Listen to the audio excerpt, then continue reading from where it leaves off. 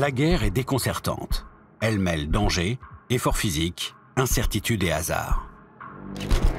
En faisant le choix du métier des armes, le soldat fait le vœu de défendre la France et ses intérêts nationaux, allant jusqu'au sacrifice ultime. Mais on ne naît pas guerrier, on le devient. Marchons dans les pas de combattants pour qui se forger une force physique, mais surtout morale, a été le fruit d'un entraînement acharné. Bonjour à toutes et à tous, nous allons donc vous présenter la mission et je laisse la parole au J2. Les deux États ont réussi à... En quittant le cocon familial, Polo s'est lancé un défi, devenir pilote de chasse dans l'armée de l'air et de l'espace. Comme il ne suffit pas d'enfiler un treillis pour être un aviateur entraîné, il a suivi 3 mois de formation militaire à l'école des officiers de Salon de Provence.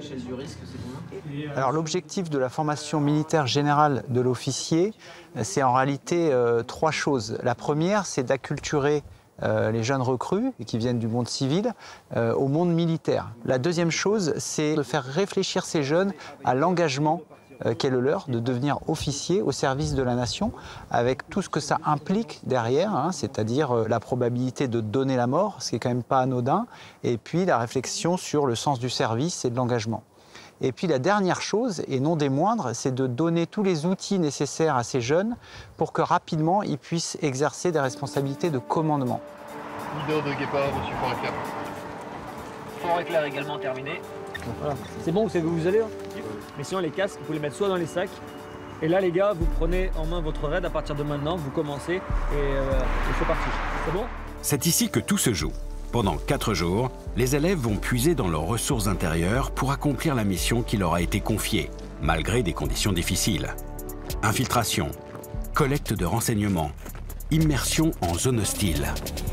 Prêt, en avant.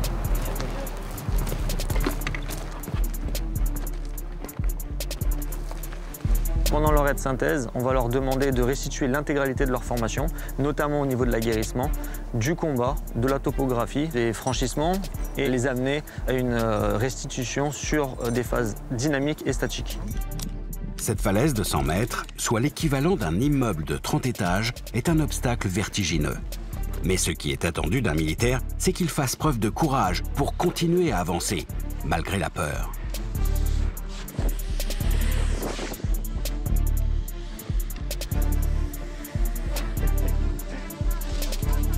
Pour les plonger dans un état de fatigue comparable à ce qu'ils vivront en opération extérieure, les élèves vont marcher pendant des heures.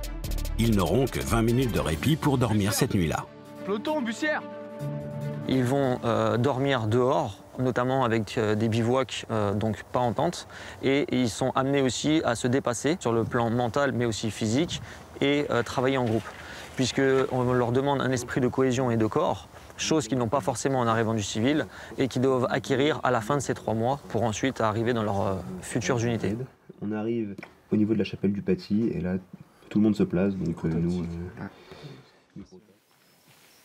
On est là depuis 5h30 du matin environ, après une grosse phase d'infiltration à pied toute la nuit. Et là, du coup, depuis ce matin, on est en observation et renseignement.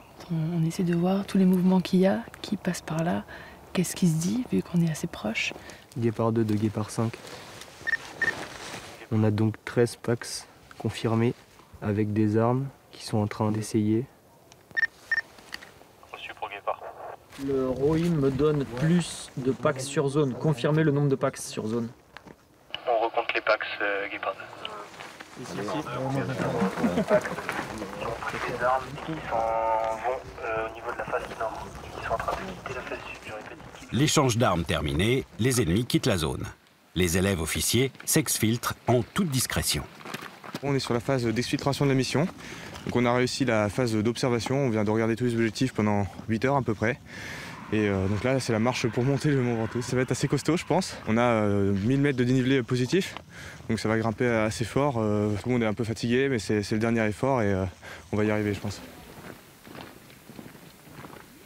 Finalement, le fait de savoir marcher toute une nuit dans des conditions difficiles nous permet de nous sentir capables d'eux.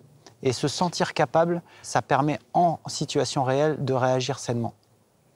Dans notre métier, qu'on soit à l'entraînement ou en opération, on prend des risques considérables.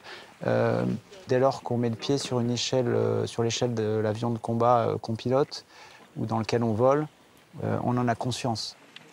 Polo sera peut-être un jour à bord d'un avion de combat survolant les zones de conflit.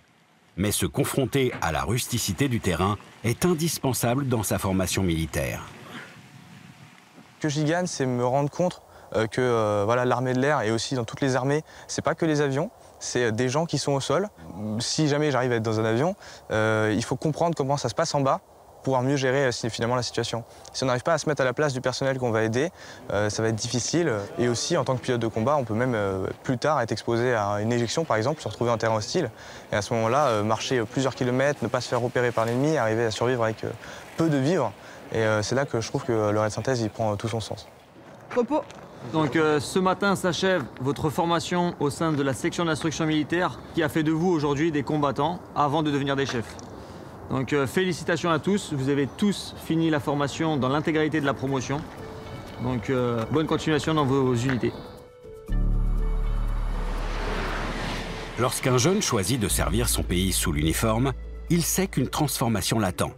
Au premier rang pour constater cette métamorphose, la famille. En gros, juste t'as l'attention à la main. Moi, je me dis, c'est énorme. Est-ce que nous, on en serait capable? Je ne sais pas. Et lui, il le fait. Et quand il me le raconte, c'est toujours de l'enthousiasme. C'est toujours, j'ai pris du plaisir. J'ai fait ça. J'ai fait la descente en rappel. J'ai monté le Mont Ventoux. On a dormi dans le froid. Et on voit cette photo où il y a tout le groupe et qui sont dans la neige et effectivement l'air fatigué. Je me dis, c'est une belle victoire, quoi. C'est ouais. Polo a encore du chemin avant de voler dans un avion de chasse.